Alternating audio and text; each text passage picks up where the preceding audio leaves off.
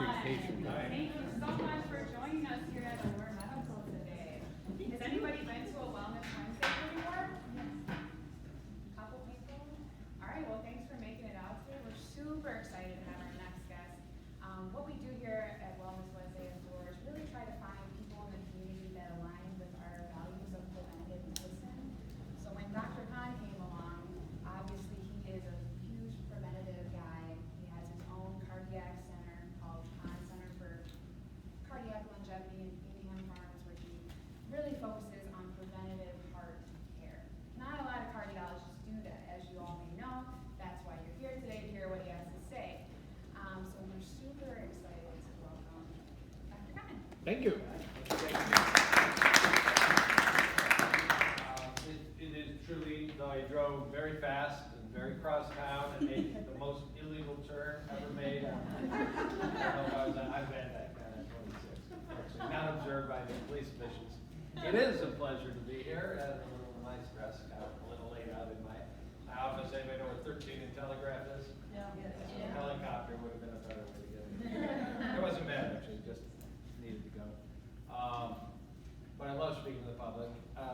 I'll talk 3 minutes on me and all, but the reason I'm here is actually I did not know of the great Dr. Charles Moak until about 3-4 months ago, and he was kind enough to email me one of his books on testosterone, and I read it, and I'm thinking, I've heard, I looked at his bio, I said, I want to meet that man, and so I drove about 4 months ago the distance here, and we've had several meetings, and I'm just amazed, truly, and I say this, out of deference, he's a pioneer going way back into, there is not an officially accepted field of anti-aging or longevity or fancy word regenerative medicine, but there's a lot going on, and it's very exciting. We all want a pill that'll make us live better, longer, thinner, younger. There isn't now. There's not a single pill. There's a lot of research going on. And I think there will be. And you can ask me questions. I heard about this one or that one. That's why I was just answering an email, that exact kind of patient question that just got sent in. There may be stem cell that really regenerates you and all. I'm not downplaying any of it. Dr. Moak is truly a leader. Very few people are using that approach in heart disease right now, just kind of because there isn't much funding and research, not because of need. What's the number one biggest health problem in America? It's the silent nature of heart disease until the day it strikes us, and we know it's not silent anymore. Whether it be a stroke or a heart attack or chest pain or heart failure or unfortunately sometimes just death. My own path, I'm a product of local high school, Southfield, Lathrop, Southfield, Michigan, University of Michigan. I had a couple of things in the course of life. I was born and had a little murmur, and the pediatrician heard it, the first couple of weeks. It caused enough concern. I saw a pediatric cardiologist. I don't remember. I was 1 month old. And at about 9 months old, I actually had a heart catheterization at Children's. Everything turned out fine. I had a little hole in my heart. It closed up. But I started seeing a pediatric cardiologist every year, and I can remember 6 years, 7 years, 8 years. It fascinated me. It wasn't too scary. It got me out of school for half a day. My mother would take me to lunch. And you would ask me at age 12 what I wanted to do. I wanted to be a cardiologist. I mean, it wasn't random. And then the other thing was, just briefly, because you get weird for reasons, either it's microdosed LSD or something happens in life. I grew up in a family where we kept kosher, the Jewish dietary laws. So we didn't mix milk and meat, didn't have bacon at home. I didn't always honor that perfectly out of the house as a kid. But when I attended University of Michigan, about age 18, I had been accepted into a program where you got into medical school at age 18. It was a very cool program. My first week at the dorm, I said, no, salad bar. I haven't eaten meat since. So my last burger was 1977. And it was completely kind of merging my own little background and what was available.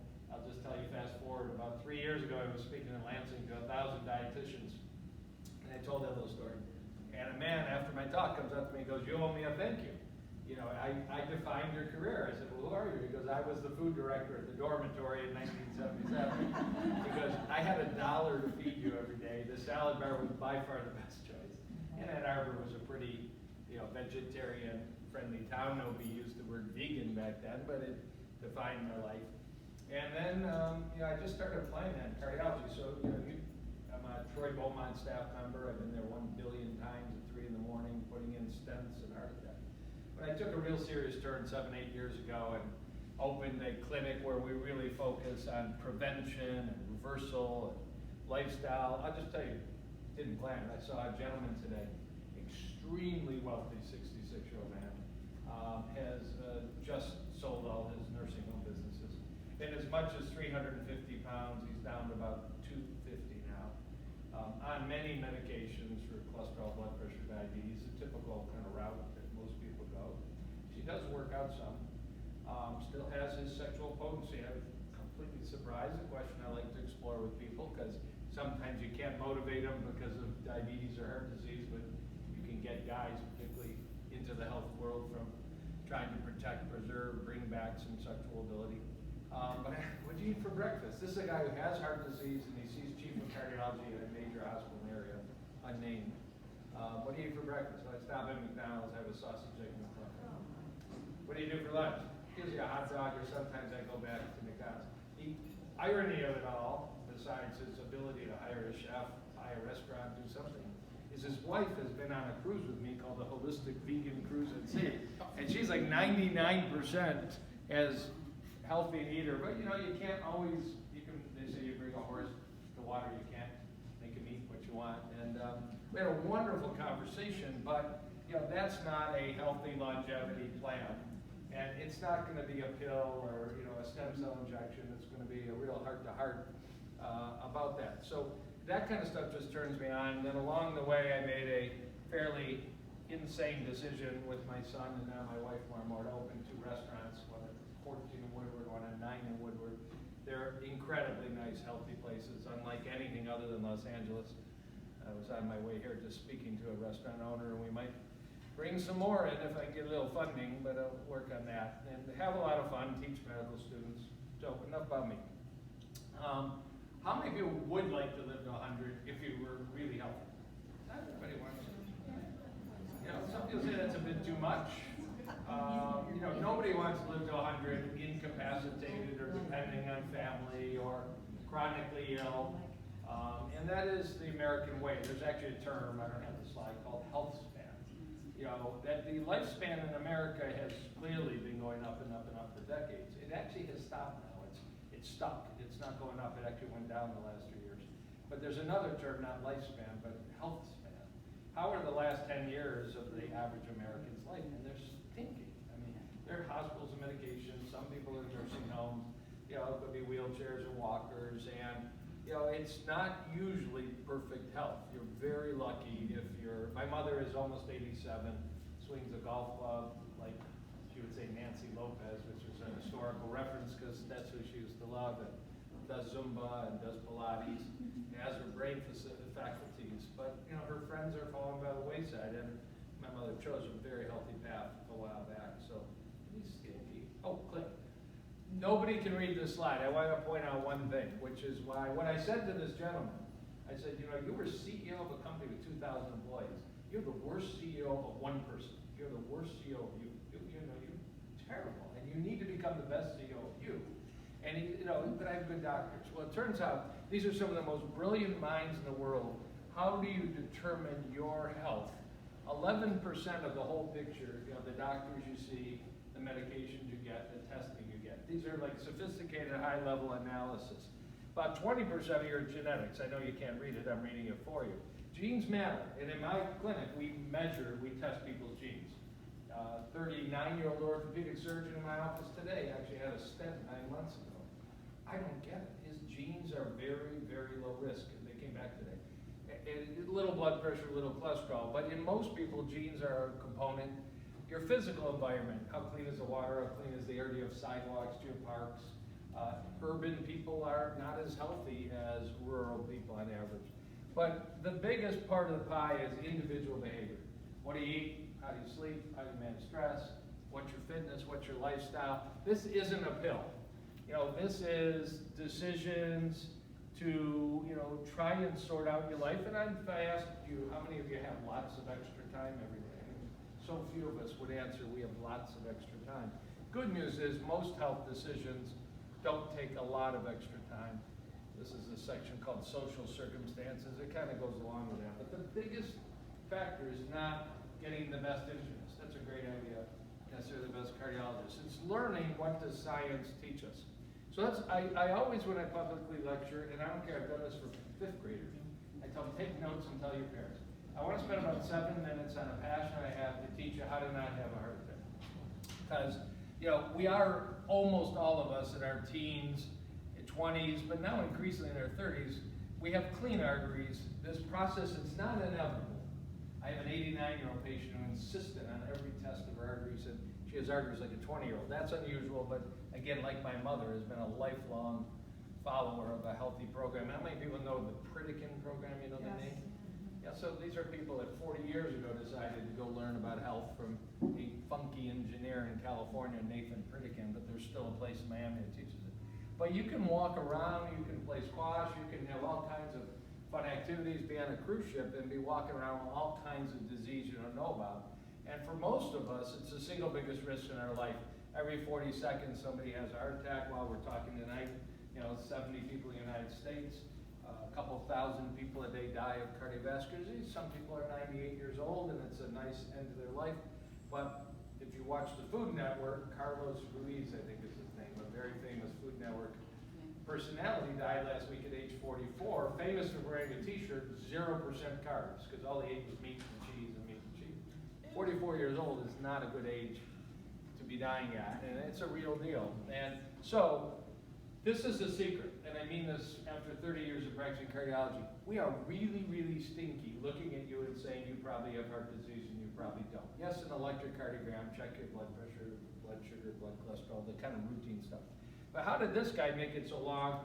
And if anybody's as old as I am, you remember a red book in the 70s, everybody bought the book of running. Oops, I'm sorry. And a gentleman who wrote that book, a very famous long-distance athlete who dropped dead of a heart attack at age 53. We are so stinky at this stuff. We have these calculators that you put in your cholesterol, and your doctor's supposed to tell you your 10-year risk of having a heart attack, and it's all worthwhile, but it still misses the point. So it turns out there are 2 ways. I mean, if you want to know if you have a potential for breast cancer, you do a mammogram, you do an MRI, you look at the organ. If you want to know if you have a risk for colorectal cancer, if somebody does a colonoscopy, or at least that new stool test called Cologuard. We don't ever look at arteries in standard practice to say you've got clogged or you don't. There are 2 ways to do it that are simple and available. There is a carotid ultrasound. You could go to Lifeline screen at your church for $199. You'll get a little information. Beaumont, I'm not pushing their program, but for $75 they do what Lifeline does for $199. It's called a vascular screening study. But there is even a fancier one, this carotid, that they do here. They don't do a lot of them, but Dr. Moak is completely up on this kind of ultrasound. It tells you, again, I hate to keep relating to people I saw today, but my last patient, the reason I was just a few minutes late, 59-year-old, very, very prominent businesswoman in town, and her arteries by check say she's 71. It drives her nuts. So, you're stressed, you don't sleep, we got a lot of things to work on. You can get that kind of precision to really know I've got youthful arteries or I don't. The even easier way to do that is you can ask your doc for a prescription, not when you're 18, but when you're 48 or 52 or 59, for a CT scan of your heart. You schedule it at Beaumont or Genesis or Crittenden or St. John.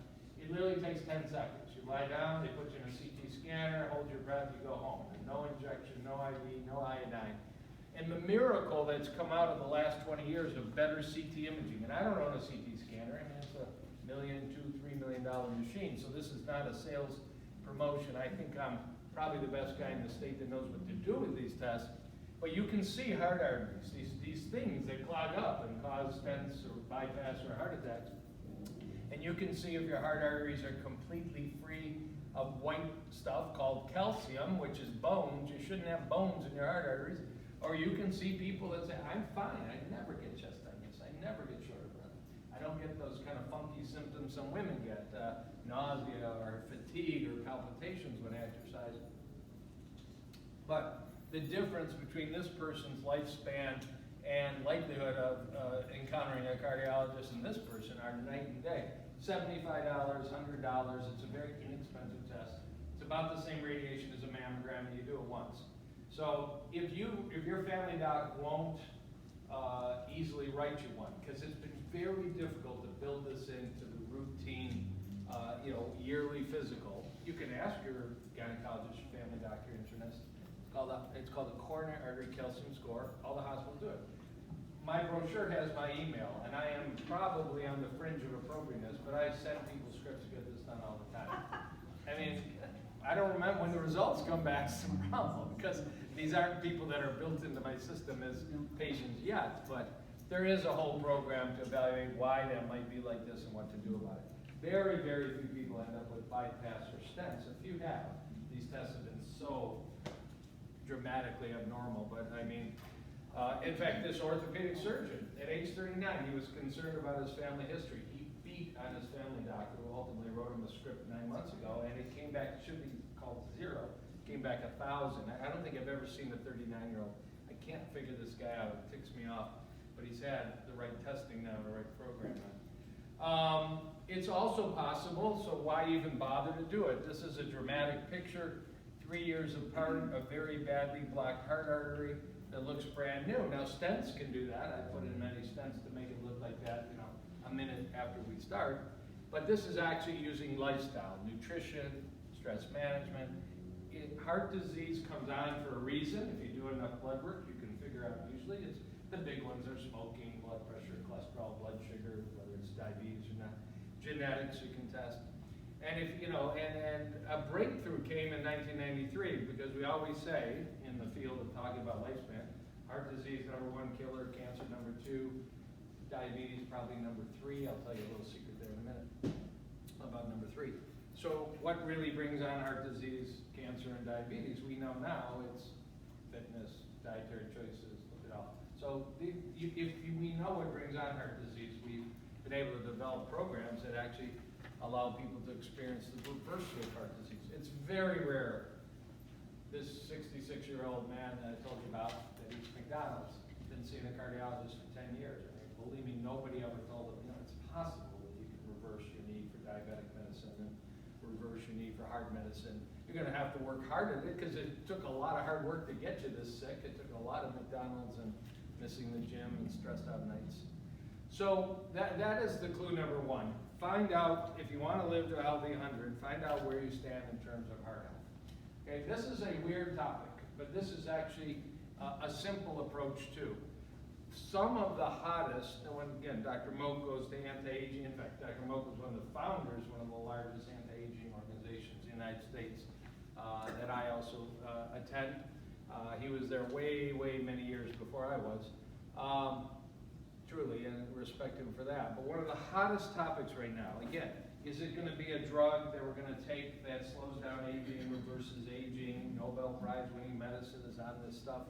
I'm not going to impress you with the words that we use, but right now fasting has as much or more data for impacting your aging and your diet, of course, whether you're eating McDonald's or broccoli matters.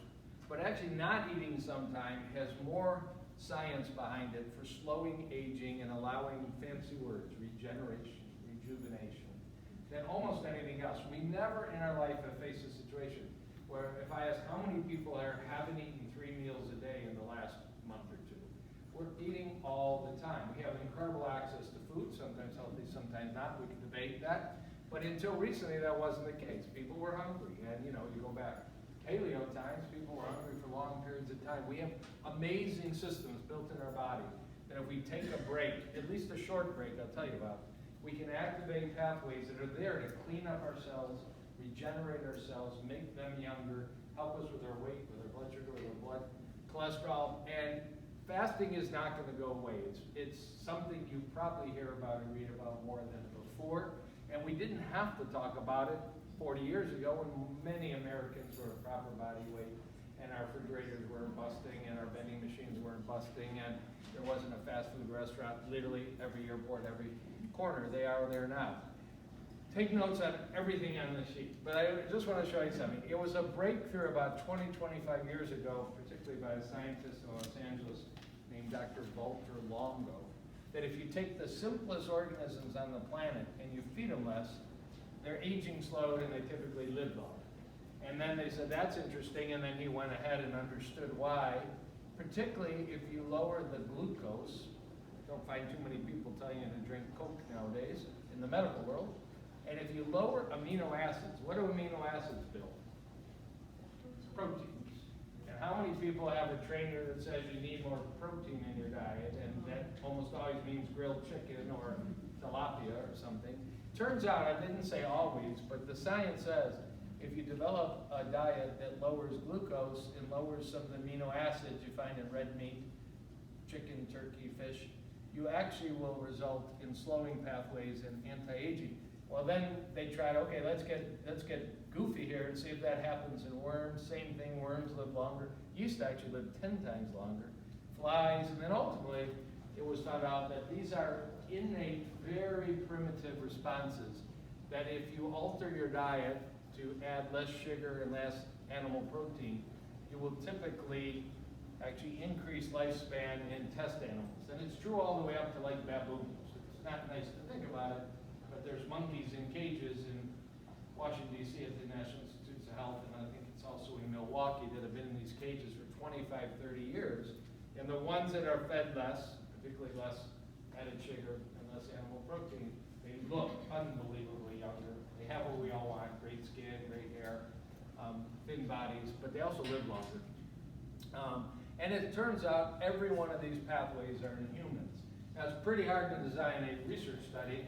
This half the room for the next 25 years, eat 2 meals a day and don't add sugar, and this, take a different diet. That's never going to happen. So we can only presume. But more and more data is coming out. And this is Dr. Longo, I mentioned his name, that this is happening in humans too. He developed a program called Prolon. It was on one of the previous screens, but it's 5 days a month. It's not nice to torture yourself long term. He's Italian. He's not into torturing. These are a dolce vita, let's enjoy life with wine and good food kind of people. But he did develop a program where 5 days a month you lower your calories, you lower your sugar intake, you lower your animal protein intake. If you're interested, look online at something called Prolon, P-R-O-L-O-N. It's a box of food you buy from the leading scientists in the world at the University of Southern California. And it leads you to have a response that slows and maybe regenerates the aging process to a younger point. Don't do it if you're a brittle type 1 diabetic, and there's a lot of nuts. It's actually, how many people know of the keto program? So this happens to be 5 days of plant keto. And if you have a question, ask me during question and answer. Plant keto is really cool. Animal keto is probably really dangerous. Oh, I didn't know I had this, but I don't, you can look this up. The simplest way to take the last 20 to 25 years of science, it says, you can slow aging and possibly regenerate injured parts of your body using food and using fasting as a play. The simplest thing to do, people call it intermittent fasting, it's called time-restricted eating. 12 hours a day, don't eat. This is not hard, and anybody can do it. I'm not talking children, although there's way too many obese children developing type 2 diabetes. 8 o'clock p.m. to 8 o'clock a.m. Don't eat. Don't do chips and guac at 11 p.m. Don't do, skinny popcorn at 10:30 watching Netflix. It's a lot of work for the body to metabolize food. And when you're putting popcorn or you're putting, a latte or whatever you're putting in your mouth at 9 o'clock, 10 o'clock, 11 o'clock, or 3 in the morning, you're causing your body to get to work breaking stuff down, storing stuff, enzymes, when you really want your body to work on anti-aging. You want your body to work on repairing damaged DNA, replenishing antioxidant levels so you're ready for the next day. That's what sleep's about. Sleep is all about repair and regeneration. But if you get a meal before you go to bed, you're kind of altering that. So 12, you'll probably heard of some people doing this. I have a lot of patients, they eat in a 6-hour window. I had one absolutely crazy man who ate in a 2-hour window. 22 hours a day, didn't he? It doesn't look like you really need to do it that strict. And some of you are very disciplined and may do that already. There is some data for it, but it's not going to sell on, on Wall Street or Madison Avenue that we're only going to eat 4 hours a day. But 12 hours a day, maybe 13, And I'm pretty good about that. I eat my first meal now about 10, 10:30, 11 a.m. because I pretty much stopped eating for sure by 8 p.m. the night before. And it is a good play. It helps with weight, may help with blood sugar. You may actually, have some aches and pains that don't bother you as much. And it's scientifically actually a very rational way to approach it. In a clinical study of that prolonged 5-day, it's called fasting mimicking because you're actually eating 800 calories a day, food that has no added sugar, food that has no animal protein, and you get the same benefits as if you took 5 days and didn't eat at all. But how many of us have ever done a 5-day water fast? Not me. I've done maybe a day and a half once in a while, built into Ramadan or built into Yom Kippur or built into Latter-day Saints. But body weight goes down, abdominal, if you're dealing with belly fat, grabbing onto fasting, whether it's this 12, 13-hour time restricted eating, whether you look up this prolonged, you can lose belly fat real nice. And some of the other measures, like even stem cells, you can cause stem cells that you have in your own bone marrow. They're just sitting there waiting for something to irritate them to let them come out. Turns out you stress the body a little bit with this kind of program. So fasting is a very scientifically strong approach to dealing with aging, dealing with the fact that our cells get clogged up with debris. The analogy that's given, and I love it, is if you were on a train, a wood-burning train, and you ran out of wood, you might have a bunch of chairs. First thing you're going to throw into the fire is anything that's like broken, damaged, not really crucial. The same thing happens when we slow down our eating a little bit, eat a few or less calories, maybe take this 12, 13-hour break, maybe do a 5-day, little more dedicated fast. Damaged parts of our cells get broken down to provide energy. And it leaves you with less damaged cells that cause you to age, cause your brain to age. And it often leads, for some of my patients, this has been such a breakthrough to take 5 days, eat less. It's all prescribed. There's not one decision to make. You boil water, you got soup. You open up a package, you got a nut bar. It's gluten-free, organic food. It's not a Nutrisystem with, what's her name, Osmond. I'm trying to turn it off. There's the police coming after me. Hands up, you made an ugly turn, which I did. Okay, step 3. Step 1 was to make sure you don't have heart disease, because that is the snake in the bush that can attack any of us after age 35, 40. And you can ask your doc. You can ask here if they're doing any of those carotid ultrasounds, or go to Beaumont for this vascular screen, or go to Lifeline. But really ask your primary care doc for the heart CT. Step 2 is learning a little bit. Even if you just remember, okay, 12 hours a day, the guy said don't eat. It's not such a hard rule. And there's really no health situation where you have to eat in the middle of the night, generally. And then the step 3 is that, I say it again, we want a pill. I mean, some of you might know there's a little clue that a diabetic drug called metformin might be of an anti-aging pill. But every time we learn a little positive, we learn a little negative, and it's not mainstream. There's even more potent drugs. Everything right now, I came back 2 weeks ago from Seattle, and one of the highest level, call it longevity anti-aging programs, professors from UCLA, professors from Harvard, all over. And I want to tell you a story there for a minute. It's all about lifestyle. It might be about how to measure it. Do you have a new Fitbit? Do you wear something on your body? Do you wear rings that tell you how you're sleeping and that kind of stuff? But there's nothing that's trumping being very, very, you can still say trumping? I mean, a bridge term always. I say it sometimes and people say, why is he talking about the president? There's nothing that's trumping lifestyle. Let me give you the detail. Some of us worry about our brain, of course. I had 3 grandparents are all gone, but my favorite, I hate to say it, grandfather, the most flamboyant, colorful man. My family owns Gardner White Furniture, so you know the name, and he was the founder of Gardner White Furniture. Dynamic businessman. The last 8 years of his life, he was in a nursing home in a diaper, and Alzheimer's. It was horrible. I used to go visit him because I was, kind of on my medical path, and just terrible. We fear Alzheimer's. So the leading scientist in the United States on aging of the brain, again at the National Institutes of Health, is a guy named Mark Madsen. He's just retired. He's had an amazing career studying brain aging and risk of Alzheimer's. And he was on a podcast last week. I listened to it. I had the pleasure of hearing him speak before. And he was asked by this interviewer, the interviewer probably takes 100 vitamins a day. And I'm actually kind of a vitamin-friendly guy. If you have questions, ask me about vitamins. But he was asked about that, like, what do you do for your own health? Which is always a good question to ask somebody, who's really at the cutting edge.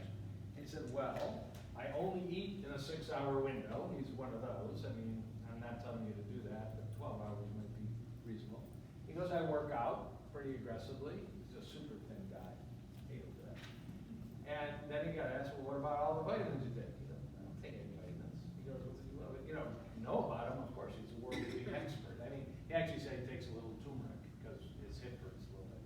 He takes 0 vitamins because he knows that really the keys are, well, genetics, which you can measure or you can't alter, but it's really lifestyle. Now, there are many different answers to that question, what do you do in a day? But this is a study, you've probably read it by now, but the Harvard School of Public Health, a pretty prominent public health school led by University of Michigan medical school graduate, Dr. Walter Willett, for many, many years, recruited 35 years ago, you may know this, about 80,000 nurses, said, you volunteer, every 4 years you're going to fill out extensive surveys, you're all healthy now, we're going to follow you as long as we have funding, who's going to get cancer, who's going to get heart disease, who's going to get dementia, we're going to try to figure out what's related to that. And then they got 35,000 physicians, same story. So now they have like 120,000 people, they follow forever, they get all this data, it's a big database. And they looked at, amongst those people, who answered these 5 questions this way. I never smoke, I drink, but I don't drink too much. It's always depending on how big your glass is and all, but I don't drink too much. I maintain a healthy weight, and they're talking really perfectly healthy, 20 to 25 body mass index. That's thin. I'm 27, I'm not quite there. They exercise daily, not excessively, but daily, and eating healthy diet, meaning a lot of fruits, vegetables, beans, peas, lentils, and whole grains. I'll tell you about beans, peas, lentils. And they looked at who did all those 5 and who did none of those 5. Well, that's a pretty bad lifestyle if you didn't do any of those 5, but there's lots of people. In fact, it's usually a very small number that do 5 of 5. But in the women in this study, or physicians and nurses, that was 14 extra years of life from following fairly simple steps. And you may feel tired, and I would add on this, did you sleep 7 hours? But it wasn't a question they started asking, so it's not on the list. There are other studies that say that's like the 6th lifestyle factor, that now more than ever, how many people had perfect 7 hours of sleep last night, woke up refreshed, right away. It's not common nowadays, maybe because we've got iPads and phones, and maybe it's caffeine, or maybe it's Wi-Fi and EMF, or I don't know, but good sleep is a very special gift in life, and it does allow the body to do these natural processes. So you can add that to the list. 14 years, what's a healthy diet? So, if I said right now, have you ever heard about a food war? There's the paleo movement versus the keto movement versus the vegan movement versus you guys are all so confused, I don't know what to eat. There is a very popular MD, you might know the name, Mark Hyman. And the last 2 books he wrote, including this one, is I have no idea what to eat book. Well, that's a very good way to sell books and a very ingenuine message. And Dr. Hyman's a friend, but there's a lot of ingenuine messaging that occurs out of his mouth. We really have 98% of health experts in the world, I'd say, would conclude this is about as reasonable as it gets. So in 2011, our government, USDA, puts out these food guidelines year about every 5 years. And they came up with a plate that looked almost like this, but then Harvard, a couple months later, so this is from 2011, said, USDA, you've got money from the dairy industry, the meat industry, your food plates, it's like it had a glass of milk, 8 glasses of milk a day. Harvard said, that's not quite right. So they published this. I don't think we really ever need to have a real debate again. I mean, you can do this paleo or vegan or Mediterranean or whatever, but you can see half your plate should be fruits and vegetables. That was the government in 2011. That's Harvard. Recently, Canada, Australia, Italy have put out their version. It shouldn't be refined flour, white bread, cookies, cakes, bagels. I mean, we know that intuitively. But what's like the #1 food you'll probably see in the doctor's office, staff room, either donuts or bagels, so we don't translate the message very well. Tim Horton doesn't have too many whole grain muffins there. I don't even have any that are really whole grain. Healthy protein, what does it say? Avoid bacon, cold cuts, processed meats, Limit red meat and cheese. Eat fish, poultry, beans, and nuts. Beans go up all the time, and there is this great white-haired doctor, you've undoubtedly seen Dr. Gundry, that tries to scare you about eating beans, peas, and lentils. They'll kill you. It's, again, a great way to sell vitamins and books. It's a very ingenuine message. Whole grain pasta, brown rice, whole wheat bread. There are people that have gluten illness or gluten sensitivity, so do quinoa, do buckwheat and all. But for most of us, just limit white bread. And we're not drinking 8 glasses of milk. We're drinking 8 glasses of water, or green tea, or hibiscus tea, or other such teas. Black coffee is clearly on the healthy list nowadays. There's not even a question about it. This is not controversial. This extends life. I mean, because it is people ask me, what's the first step, towards healthy hearts? I said, just realizing that food is truly medicine. Hippocrates is quoted as saying that. But what's on your plate, one breakfast, one lunch, one dinner, can impact within an hour the whole functioning of every cell in your body, to the better or to the worse. And it's better to skip a meal than eat garbage. I mean, you're better than garbage.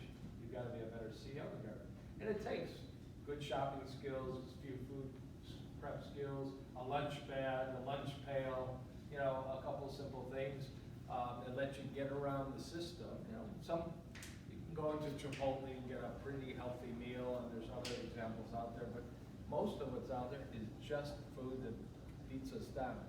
How many people know about the blue zones? So when we talk about it, I'm glad it's only 4 hands, maybe. When we talk about lifestyle, I showed you Harvard School of Public Health, a couple pieces of data. A project that the National Geographic kicked off in 2005 was based on a question a reporter there named Dan Buettner asked. There were ads at that time, you might remember them, that there were ladies in Russia eating Dannon yogurt living to 100. And he asked the intelligent question, I wonder if they really do live to 100. I wonder if it really is the Dannon yogurt. I wonder if they even have Dannon yogurt. Where do people live the longest, best in the world?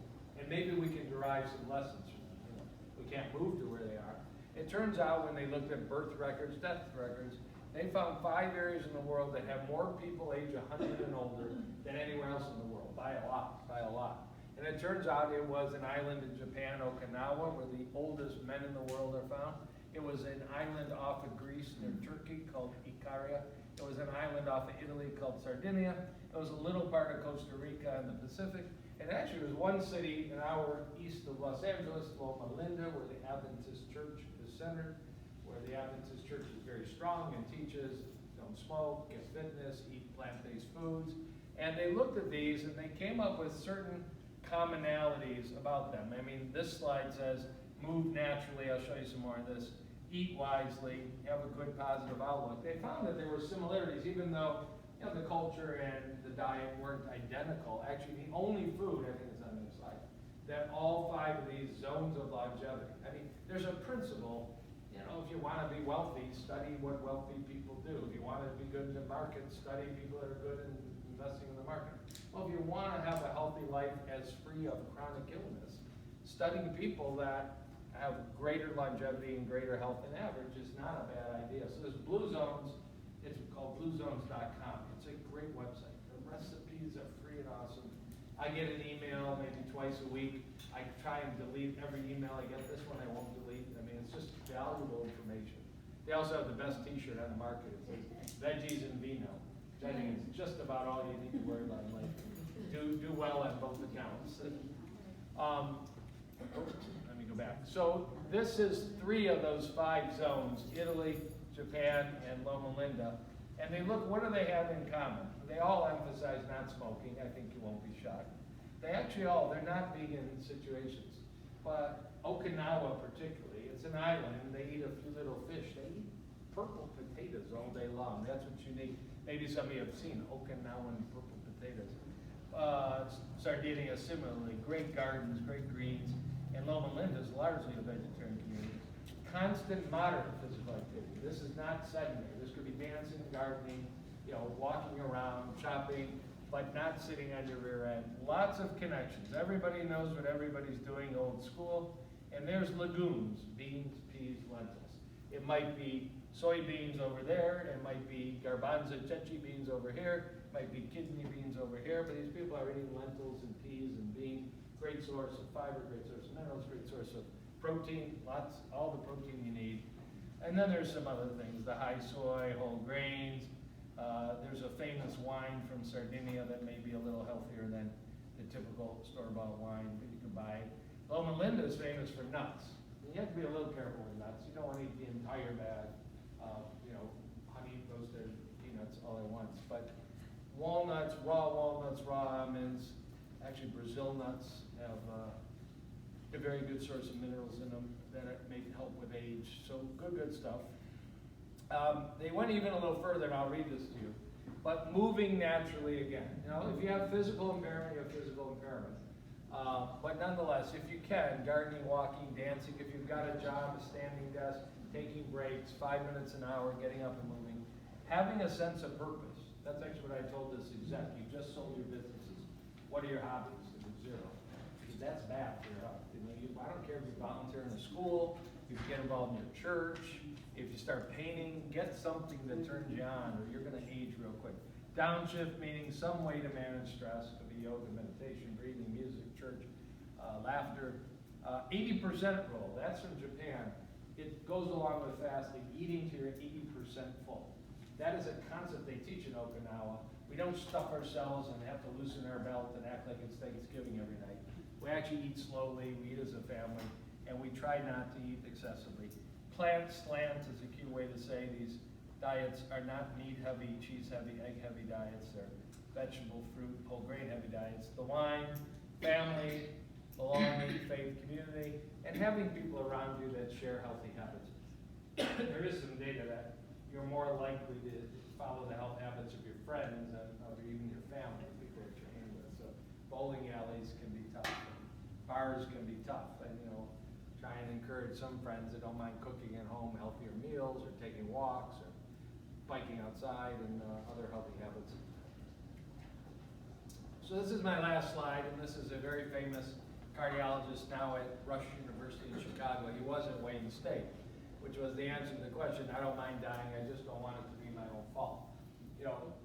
None of us can guarantee the absence of heart disease, cancer, diabetes, Alzheimer's. But we have incredibly strong clues about one, getting your heart checked the right way.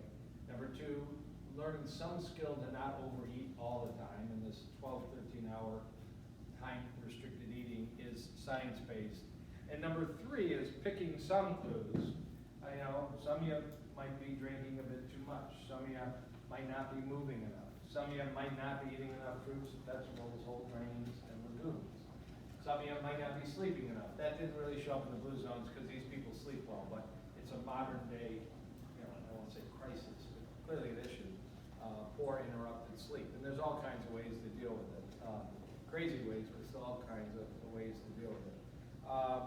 Some of you are alone and don't have a community around you and don't have a real purpose. And whether it's, I just spoke at the Rochester OPC, and some of you might live there, and there's probably a Shelby Washington, senior center, getting involved, looking for a group that you can share some time with. Being alone and isolated is not really ideal for life. So this blue zone concept, just to finish up, it was so profound and interesting that people started calling Dan Buettner, a reporter, and say, we'd like to turn our town into a blue zone in the United States. Long story short, he got together with a health insurance company.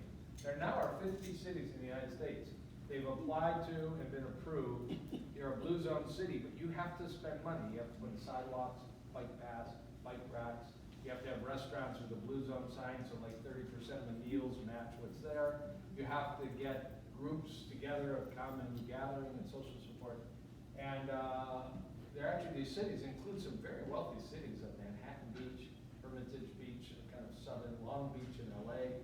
Naples, Florida. You might think, God, Naples, sunshine beaches. They had a health and obesity problem, and they're showing progress by taking simple lifestyle tools and applying them systematically. But you can do it in your own family. You can be a blue zone family, you can be a blue zone person, you can be a Harvard School public health person. I think I will conclude, let's see time-wise, and leave some time for questions. But but I do appreciate coming out here. It's not to say that a good peel and a good microneedling and a good liposuction doesn't have a role in life, but don't do them without the other. You know, you want beauty inside and out, and beauty inside is largely going to be, you know, these simple but powerful lifestyle decisions that, you know, you're the CEO of. So I thank you for the opportunity to talk, and if there's questions, great. If not, I'm just going to go home and have my bowl of arugula earlier. Yes? Any vitamin or supplement that you can recommend to prevent any heart? Vitamin supplements to prevent heart disease. Broccoli, kale, bok choy, Brussels sprouts. I mean, those are, you know, there is a debate. You get your vitamins from food, you get your vitamins from bottles. I will tell you, I take a lot of vitamins every day. There's certain, I'm a vegan, I haven't had animal products forever, and there's some that we should take. I mean, when you talk about should you have blood work and know your vitamin D level, and probably take vitamin D, or take a little bit, 2,000, I call that a little bit. Vitamin D3 every day, sure, that's not gonna hurt anybody, and most of us, I can tell you, are low in vitamin D. I do extensive blood work. I can tell you, it's amazing how low most of us are in omega-3. We don't think about that, we'll eat fish oil. If you're not eating salmon, or my favorite, lots of ground flaxseed and a smoothie and your oatmeal, you know, people ask me all the time, can I just eat it? You can, I mean, it's not distasteful, but it's not a very nice thing to eat a whole mouthful of the ground flaxseed. But, you know, either measure your omega-3 blood level, or whether there are now vegan algae omega-3 capsules. I just like most everybody to have 2 tablespoons a day of ground flaxseed. That's not really a vitamin, it's a food, it's a really good food. It is recommended that everybody in America over age 50 take some B12. It's not just plant eater vegans. That there is a risk to nerve and brain health. So there have been controversial headlines. Multivitamins are a waste of time. When you read the study, B vitamins don't prove to be the same. B vitamins are beneficial. So you know, it's unproven that everybody needs a multivitamin. This Dr. Longo, who's got a lot of foresight in kind of world nutrition issues, he takes a multivitamin every 3rd day. He goes, you know, I don't know the nutritional profile of the apple I just ate, and the spinach I just ate, and the grain I just ate. So he takes, I mean, there's a good, like, I don't know, stock any of these. Garden of Life isn't a bad line. They sold out to big business, Nestle, I think they're still pretty good. Maybe you've heard of Mega Food, that's like an all-natural multivitamin. Anybody in the room 100% hardcore vegan like me? You don't have to be too. There is a neat little multivitamin out called Complement Plus. Complement Plus, it's by vegans for vegans. It's got the B12, the vitamin D, the omega-3 from algae, and a little iodine, little zinc. Anybody could take it, it's online. I think it's a pretty well-made vitamin. It's not 55 things in there. There's just like 7 key things that theoretically, if you ate only plant foods, you could be a little low on. And so I like to talk about teaching. Now, you go beyond that. There is some data that from Sweden, if you're 70 or older, which I don't think you are, and you take that a group given CoQ10, coenzyme Q10, everybody's buying Qnol at Costco, but that a group given CoQ10 actually lived longer and healthier than a group that got a placebo. So I'm a huge fan. As a cardiologist, CoQ10 may help the heart. It's one of the least toxic possible. You can take too much vitamin D, possibly get sick, but you basically can't take too much CoQ10. Doctors don't recommend it. They get all wiggly about it. If you're on a statin like Lipitor, Zocor, Crestor, I put 100% of my patients on coenzyme Q10. There's a biological reason for that. I mean, beyond that, there's resveratrol, and there's turmeric, and there's chondroitin, glucosamine, and on and on. It's individualized. I'd rather people eat better and take less vitamins, but I'll work with anybody on anything. Anybody know the name of the vitamin company, Life Extension? It's about a 40-year-old vitamin company in Florida, and they make some interesting vitamins, and they have a magazine that if you join your $50 year, you want to buy every vitamin every month, because every vitamin does something. It makes my bladder better, it makes my sleep better, it makes my hormones better. At some point, you've got a shelf of so many things, it's hard to sort out, and most of the time you can't really test impact. So I'll tell you one other, this is weird. There's a food, just like ground flaxseed is a food. There's a food called chlorella. It's a green algae. You buy a bag, usually they're little tablets, they're not a powder, and it's actually nicer when the powder is green and, you know, all of it. This stuff has more protein than beef by far. It's a food, but it comes as a tablet, and you probably would look at it as a vitamin chlorella, C-H. You heard the word chlorophyll. This is the richest source of chlorophyll. It's very high in omega-3, which is good. It's very high in a vitamin called vitamin K2, which may be very good for skin and bones and hearts. And the protein, and it has about 40 essential nutrients in it. So I'm like a nut. I just take a handful of chlorella little tablets. There's some really neat data about what it does for blood sugar, blood cholesterol, and all. So big fan of that. Another question? Yes. On the slide that showed the intermittent fasting, it looked like it had a certain amount of mTOR inhibition. Whoa, very that. sophisticated question. And recently I was placed on mTOR inhibitors, but I couldn't tolerate those. Wow. So I was wondering if the Prolon had any impact on mTOR inhibition. Okay, I was going to go back. So that's a very sophisticated question. There are 3 fundamental pathways of aging right now that scientists are studying. This is high-level stuff, PhD level stuff, and I know it, but one is a pathway, the sirtuin pathway. If you've ever heard of people taking resveratrol, which can be found in peanuts and red grapes and wine, but you can take a capsule. Very unclear what that does for life. Certain people push it and teach it, others don't. But that's a pathway, if you take resveratrol, it makes that pathway more active. It may help our cells be more resilient and youthful.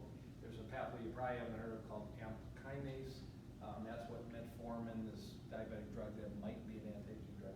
And then there's a pathway called mTOR, and it's a master regulator of metabolism. If it's overactive, it might cause our cells in our body to age. And fasting causes mTOR to decrease the activity of this pathway. And most scientists think you might not want to inhibit it all the time. You might want to turn it off fast, go back to eat, it's back on, turn it off fast. So I don't even know, are you taking rapamycin? Rapamune, Rapamune, but I yeah. couldn't tolerate it. Yeah, and there are people that are taking Rapamune for anti-aging purposes. That's really fringe. Yes, you know, you can drop. You can't measure it. There's no blood test I'm aware of. You can measure something called IGF-1. Yes. But you can turn off your mTOR pathway for a few days. It'll turn back on when you start to eat full calorie amounts, particularly if you add back animal protein or sugar. So in general, keeping sugar low, eating all the labels, kind of keto-y. I'm not a keto fan, but there is a way to do keto, totally plant-based. It's pretty cool. And limiting the amount of animal protein in your diet may do it for you. Maybe not as potent as a drug. Yes, sir. Regarding CoQ10, do you recommend one over the other? Yeah. There's 2 kinds. There's CoQ10, there's one called ubiquinol or ubiquinol. People say it both ways. There's only proven if you're really a sick heart patient, the ubiquinol is superior. It might be superior all the time, it's just more expensive. So I actually give my patients CoQ10. You can measure a blood level at Beaumont or St. John, so I can see they have a good blood level of CoQ10. I use a lot. I use like 3 to 400 milligrams every day. Ubiquinol. No, CoQ10. That'd be a lot of ubiquinol. That would be a lot. Usually it's 100 or 200 of ubiquinol. Okay. It's usually 100 or 200 ubiquinol is like 300 or 400 of standard CoQ10. Just a little less expensive. Anybody else? Yes, sir. I cut out all genetically modified food, and that's really helped. Got off with GMO food, so people up to date on that. If you want to listen to a maybe, you know, kind of prematurely scaring physician, there's a Dr. Zach Bush, MD. Dr. Zach Bush actually makes a liquid product called Restore for Life. You can buy it at Whole Foods or Amazon. And Dr. Zach Bush has made the case that, you know, the first genetically modified food, they took a tomato in 1995, they injected through a virus the fact they modified the genes of the tomato. So you could dump Roundup all day long on the tomato plant. All the bugs die, but the plant didn't die because it was resistant, it was modified. And from that has come the fact that almost all sugar beets, almost all soy, almost all corn, it's terrible to corn. You stop at a nice corn bar unless it's organic, you don't really know. We don't, so it may not be that the food's that bad, that tomato, that corn, that sugar beet. It's just that they probably have been just soaked with Roundup.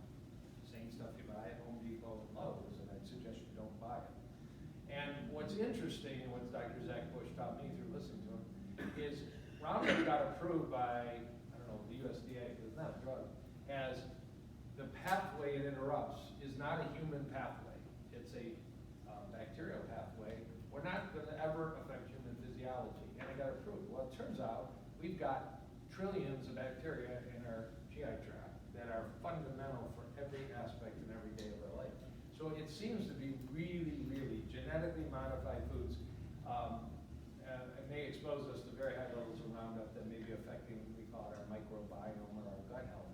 And indirectly, it may cause the so-called leaky gut and inflammation. So choosing to eat more organic can be expensive, but maybe a health upgrade. This liquid called Restore for Life, again, not my company, not that expensive, take a little shot glass a day, has some data that helps your gut be a little more resistant to being beat up by Roundup.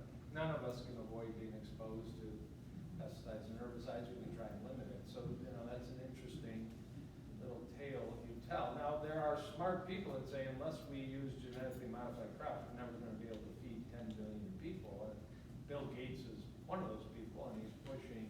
Doesn't mean it has to be Roundup. I mean, this whole thing, Bayer bought Monsanto, and now there's been these lawsuits for $1 billion. I mean, there's a awareness now that this was probably a very, very bad thing for the human populace to let Roundup get into our life as much as it is, and it's all over the place. If you want a resource, there's a website. How many of you know what environmental working group?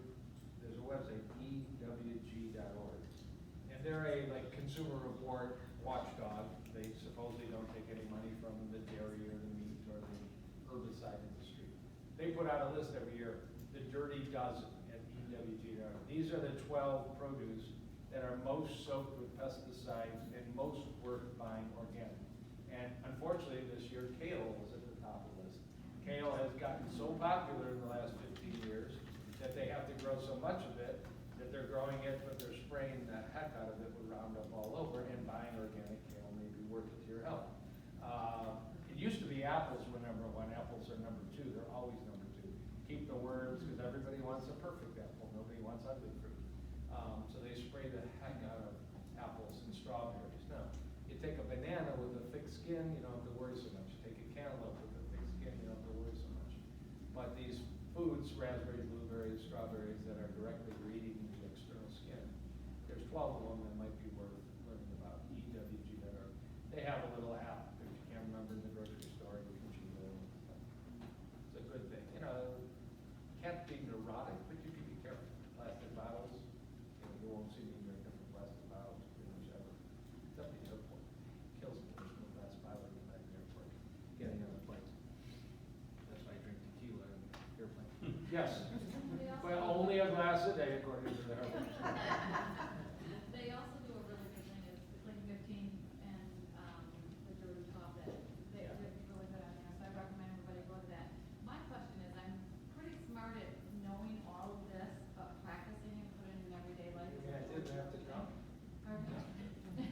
But my concern is, what kind of water are you supposed to drink? I've talked to 12 different doctors in the last 2 months, and some said spring, distilled. I'm really flabbergasted at that. Yeah, water, I have in my office a little pyramid of kind of like health, how much can you do?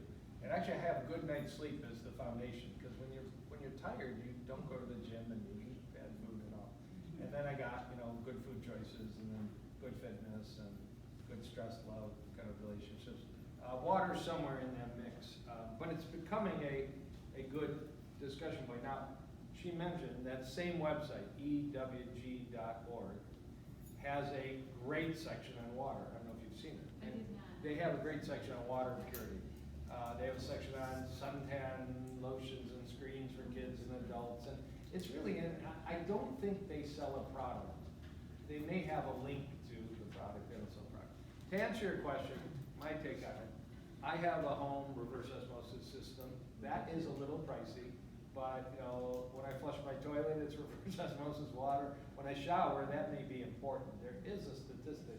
You could absorb more toxins during your shower than even drinking water at home. Your skin is very absorbent. And, you know, we've seen studies. You can have medication in the water, you can have hormones, you can have pesticides. It's not that the sky is falling, but, you know, why is health not optimal? Why is weight going up? You know, what's going on? And water's a little part of it. Just, maybe you saw 3 weeks ago, the headlines were, you know, that the state announced that the water quality testing in Birmingham, I mean, upscale town, that it was exceeding lead, guidelines in 5 areas in Birmingham. And so it may be $2,000–3,000 to put in a whole house system. There are some pretty good small desktop units. If you were to meet me in my office, we have a reverse osmosis system just for the office. It just sits on a desk and plugs in. It's about $300, I think. It's called Aqua True. I sell it all over the web, so warning, all over Facebook and such. WhatsApp. But I think as we're doing that, I don't know if the water's worse or the plastic bottle that sits in your car on a hot day and gets all cracked. They're both bad, and I would suggest you get a stainless steel or glass, something for your office, for your car. And if you have a little RO system at home. Now, Brita might be the lowest level entry, but it doesn't really filter out all the things you want to filter out. There's one out there called the Molecule. I don't really know that much about it.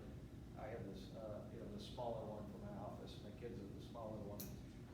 There is a concern. It's not Debbie Downer. You've heard of PFAS. You guys heard of that? So, I mean, nobody heard of that 3 years ago. It turns out at least like 3M was making Scotchgard. You guys know about Wolverine Shoe Company in Grand Rapids? 3M was making Scotchgard. They were spraying Scotchgard on your sofas, on your flame retardants. Well, it turns out they were spraying them on all the shoes, of course, Merrill shoes and Rockport shoes. Well, there's a $4 billion shoe company in Grand Rapids, and at the end of the day, the extra Scotchgard was going out the back of the factory into the waters, into the ground, some of it intentionally. And it turns out now, 30 years later, the highest concentration. So this is a chemical used to make Teflon on pans, to make flame retardants on pajamas and mattresses, and to use for various, stain resistant. It's horrible on our endocrine system, our fertility, our thyroid. There is some association with certain cancers like lymphoma, and it's everywhere. Michigan has the highest concentration in the United States, but we're the only state testing for it everywhere because of this Grand Rapids exposure. And even Governor Whitmer, one of the platforms she ran on was this whole deal in Grand Rapids, Kent County, and trying to limit. So Wolverine Shoe Company bought everybody in Grand Rapids home water filter systems. They had to. It was a class action lawsuit. They still have gazillion lawsuits going on. I don't know how they're going to survive. That's their problem. But that's another there's actually some of the state lakes in Michigan have signs now. If you see foam on the edge of the lake, don't let your children play with it. It's actually this PFAS. It's horrible. It's really horrible. So all you can do, you can run, you can't hide from it all. But realizing that water quality is somewhere in the gamish, it's there. And there are some, low $100 solutions, not thousands of dollars that might be reasonable. Yeah. I did a test of my own. I took, I don't drink it, but I just took a frozen concentrated orange juice, 2 of them, same size, and I took my water out of my faucet, and I filled up 2 pitchers the same size, and I poured the mix of the concentrated orange juice in both of them, put them in the refrigerator, and after 5 days, oh no, one was made with bottled water, one was from my faucet. And after 5 days, the bottled water was still good. The one had already gone bad 4 days from my faucet. It's like And I Dr. live- Oz show. And I live in You're the just saying country. tap water versus some pure water in Bottled terms of impact oranges. I'm not a big fan of alkaline water. You want to eat alkaline water, eat a cucumber. Perfect alkaline water. It's got 90% water, it's alkaline. And similarly, if you can get spring water, there's maps. I'm not going traipsing up to get spring water. Spring water also. There are people that believe it's more energetic and better for your health. It's just not a practical solution. Well, they were saying. Absopure is spring water. That's not a good idea. Yeah. On Facebook, there's a group called Mamavation, and Mama- Mamavation, M-A-M-A-V-A. There's a little wellness mama that's very popular, but mama. T-I-O-N, and they do a lot of research. They do a lot of research on stuff, so. Mamavation. Mamavation, yeah. I think there's one other question then. Yes. Yeah, when you know, there's something in medicine and maybe in life called a bell-shaped curve. Here's average, here's, you know, way less than average, you can make it for percent, and here's way the other side. There are some studies that suggest, you know, really extreme, you know, why are you sleeping 12, 14 hours a day? You know, people that develop cognitive impairment, fancy word for early memory issues, you know, thyroid, boredom, you know, things like that. I mean, if it's just your pattern, I mean, you know, not everybody can sleep 7 hours and be perfect. It's going to be some are 6 and feel great, and some are 8.5 and feel great. I mean, if your health is good, I wouldn't worry about it. Just don't let your friends all hate you. I think you had half a Oh, hand. you do, I did. Is Dr. anything you can say on brain health? Brain health? Yeah. Preventative for good. Yeah, so if you want to read a book, if you're really focused on brain health, the book I'd suggest you is called The Alzheimer's Solution by a husband and wife neurology team that are in Loma Linda, one of the The Alzheimer's Solution came out in 2018. It's a wonderful book. And it's lifestyle book. It's food, it's fitness, it's brain games, it's good sleep, good stress, and they're the real deal. They're fun people to follow. But that's the beauty of talking lifestyle. The same lessons on the food plate and the Harvard School of Public Health Blue Zones reduce the risk of reverse diabetes, reduce the risk of reverse heart disease, reduce the risk of reverse cancer. I mean, the news in the week this week, a massive study, milk intake in men and prostate cancer, 47 studies all over the world. Well, what did the Harvard School of Public Health do? They took away the milk, they put in water. Doesn't mean never, but don't need to be pounding down, you know, cheese is the single food, thank you USDA subsidies, that has skyrocketed in intake in the United States. So that's calories and saturated fat and salt. But it may be that the protein casein is kind of a rather poor choice for prostate or breast cancer health. Brain health, I mean, is there anything, people say rosemary is very good for the brain if you're going to spice food up with rosemary. Blueberries, people call them brain berries. Turmeric, the lowest rates of Alzheimer's are where people have the most curry kind of food with curry powder. Oh, yeah. What's that? Lion's mane mushroom. Lion's mane mushroom. I'm a big mushroom fan. My coffee is mushroom. I did want to say this is the last kind of promotional moment. You can go to my website. I'm all over YouTube, Instagram, Twitter, and Facebook every day, multiple times. Like a crazy. And I, you know, reach over 1 million people every week on social media. It's cool. It's fun. It's pretty credible. So you know, you can both reach me, but Twitter's ugly. If any of you are on Twitter, Facebook is kind of dying. I mean, Instagram is kind of pretty and nice. Dr. J. Kahn, DRJKHN. And if you have time, Ferndale, Royal Oak, Bar, both have good food. So I'll turn it back to you. I don't want to overstay my welcome. What's the name of your podcast? Oh, that's very sweet. I do a podcast. It's called Heart. If you have 20 minutes, if you do podcasts, it's called Heart.vip. I don't believe taking too much of your time, and I don't have that much time to make 2-hour podcasts. So they're short, little, I call it a P-cast, a P in a pod. I mean, one topic, 20 minutes, I'm done. You've learned maybe something about food or fitness. There's some funky topics about sauna, about red light therapy, which is used here for collagen growth and great skin. I'm a big, crazy fan of red light therapy, photobiomodulation. What was that again? Heart Doc VIP. VIP. Oh. Vegan Integrated Preventive. Is it Right. DOC or? Doc, yeah, Heart. Short, quick little iTunes, podcast. But I think I got my first spot.